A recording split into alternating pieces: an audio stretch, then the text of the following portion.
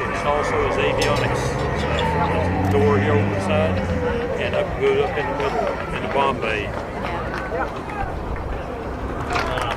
There are a lot of folks out here who have worked for years to make this day happen. Without you, there's no way these two jets would be sitting here right now. So people like you, Chief Weber, the entire wing, worked hard, contributed every day to make this happen. So I want to give a round of applause for all of you for donating your time and effort to make this happen today. So here's to you.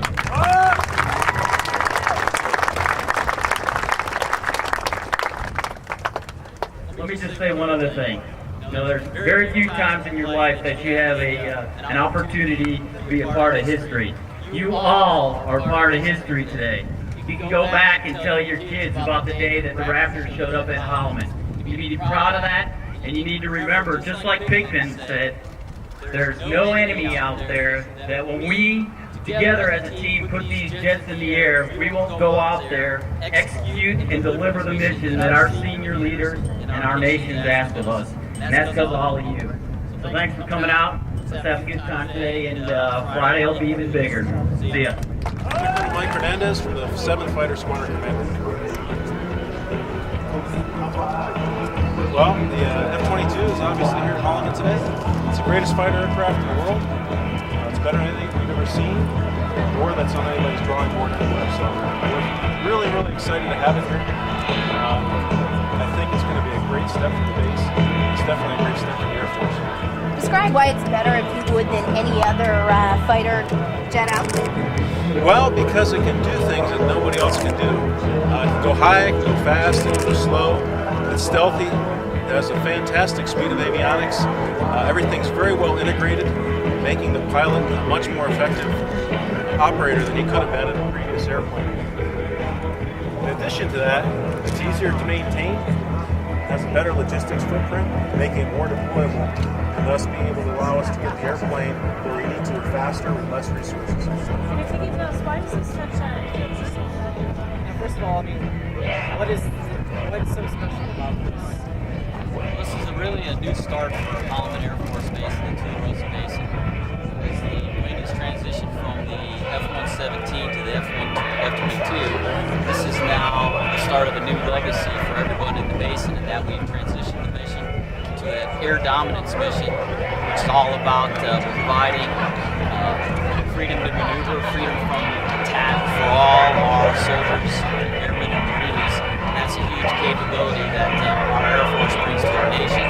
So that transition for us is a huge event for everybody here at the base, and particularly for the 49th Fighter. How important is it for this plane to actually be here? Well, we've gone about a month without the F-117s here. So in that month, we've really been gearing up for the F-22, and literally we've had everyone across the wing working to make that happen. And when I say the last month, we've actually been working on it for the last about 3 or 4 years. So there's significant work across the construction, operations, all across the wing to make it happen, to make this day today occur. Less than 2 years, this is going to be fully operational.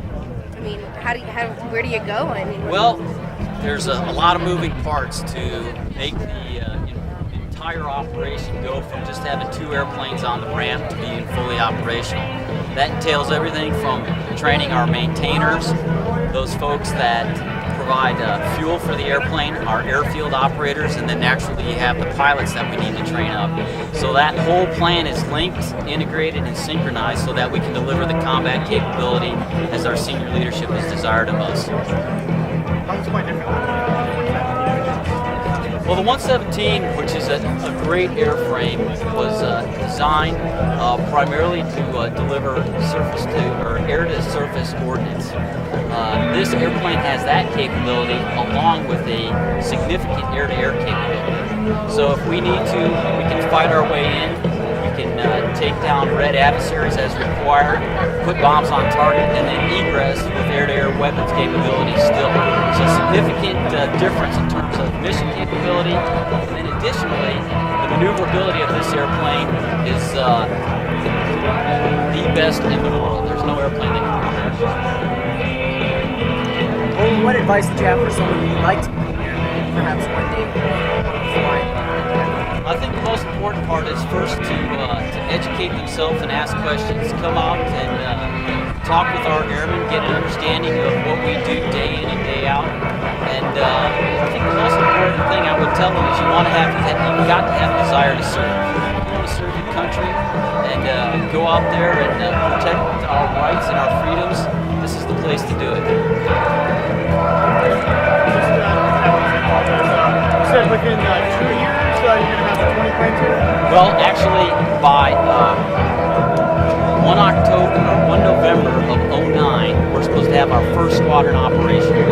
So that means they'll have 20 jets, and then by the fall of 2010, we'll have a full wing operation, which will be 2 fighter squadrons worth of aircraft.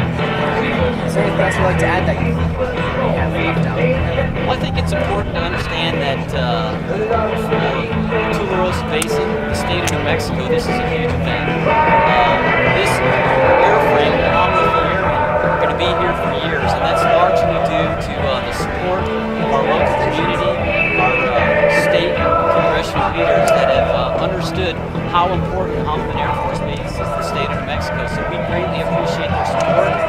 Our leadership understands that the airspace in this community provide a tremendous environment for us to go out and train. And so it's really a big deal, not just for us, but the entire state of New Mexico.